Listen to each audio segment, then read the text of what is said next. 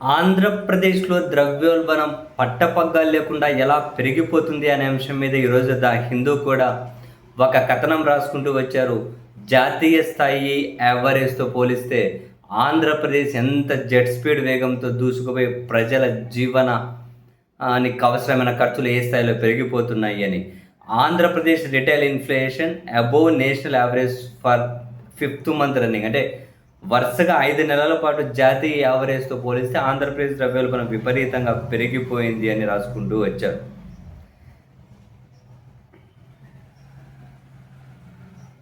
According to the state government's latest economic scoreboard, Andhra Pradesh recorded retail inflation of 4.9% in May 2026 against the national average of 3.9. జాతీయ average 3.9 అయితే ఆంధ్రప్రదేశ్లో మేకి 4.9% అట, చాలా ఎక్కువ.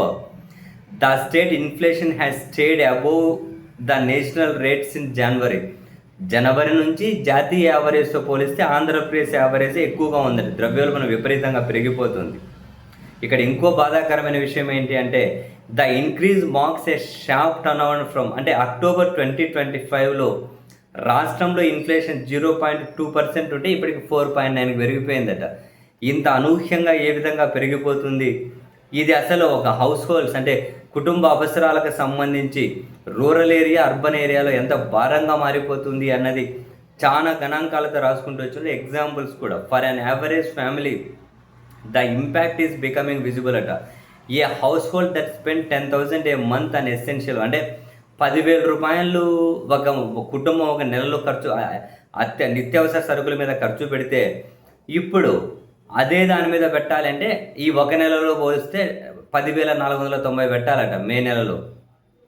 అంటే అట్లా ఏ నెల నుంచి పెరుగుతూనే పోతూ ఉంది. అంటే నువ్వు పోయిన అక్టోబర్లో 7,000 రూపాయలు పెడితే వచ్చే సరుకులు ఈ నెల తిరిగేసరికి ఈరోజు 10,490 రూపాయలు పెట్టాల్సి వచ్చిన పరిస్థితి. అదే రూరల్ ఏరియాలో ఇంకా ఎక్కువ ఉందట అర్బన్ ఏరియాస్తో పోలిస్తే. రూరల్ ఆంధ్రప్రదేశ్లో ద్రవ్యోల్బణం 5.09 అయితే అర్బన్ ఏరియాస్లో 4.61 అట. అంటే ఫుడ్ ప్రైసెస్ పెరిగిపోతున్నాయట, అన్నీ పెరిగిపోతూ ఉన్నాయట. ఫుడ్ అండ్ బెవరేజెస్ దాంట్లో అంటే తిండి రిలేటెడ్ దాంట్లో అయితే ఇన్ఫ్లేషన్ 6.91% రూరల్ ఏరియాస్లో ఉందట. అర్బన్ ఏరియాస్లో 5.44 అట. చూడండి, అంటే ఇప్పుడు పోయిన నెల గ్రాసరీ కోసం అంటే కిరాణా సరుకుల కోసం 1,000 రూపాయలు ఖర్చు పెట్టి ఉండింటే మే వచ్చేసరికి అంటే నెల పెరిగేసరికి 70 రూపాయలు అదే వస్తువులకే పెరిగిందట. అదే అర్బన్ ఏరియాలో అయితే 54 రూపాయలు పెరుగుతూ పోయిందట. అంటే వరుస పెట్టి నెల నెల పెరుగుతూ వెళ్ళిపోతూ ఉంది. అండ్ అర్బన్ ఏరియాస్లో అయితే ఎడ్యుకేషన్ అండ్ దాని రిలేటెడ్ సర్వీసెస్ మీద ఎక్కువ ఖర్చు పెట్టాల్సి వస్తుందట. ఎడ్యుకేషన్ సర్వీస్ రికార్డెడ్ అంటే ఎడ్యుకేషన్ దాని రిలేటెడ్ దాంట్లో 7.36% ఇన్ఫ్లేషన్ ఉందట. పట్టణాల్లో అయితే 20,000 రూపాయలు ఒక ఫ్యామిలీ వాళ్ళ చైల్డ్స్ ఎడ్యుకేషన్ మీద ఖర్చు పెట్టే పరిస్థితి ఉంటే అది 23,500 రూపాయలకు పెరిగిపోయిందట. అండ్ రెస్టారెంట్స్లో అండ్ అకామిడేషన్ సర్వీసెస్లో అంటే ఫుడ్ అకామిడేషన్లో అయితే 7.47% ద్రవ్యోల్బణం పెరిగిందట. అంటే దూరం తిరిగిపోతుందని రాసుకుంటూ వచ్చారు. విపరీతంగా పెరిగిపోతుంది ఆంధ్రప్రదేశ్లో అని.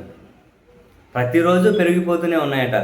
జాతీయ స్థాయిలో పోలిస్తే దాదాపు మనకు అందులో సగం ఎక్కువే ఉన్నాయి. మామూలుగా 100 ఉంటే జాతీయ స్థాయిలో మనకు 150 రూపాయలు కనిపిస్తుంది. అంటే అంత ఎక్కువ పెరుగుతుంది. 3.49 అట జాతీయ స్థాయి, మనకి ఇక్కడేమో 4 పైన ఉంది.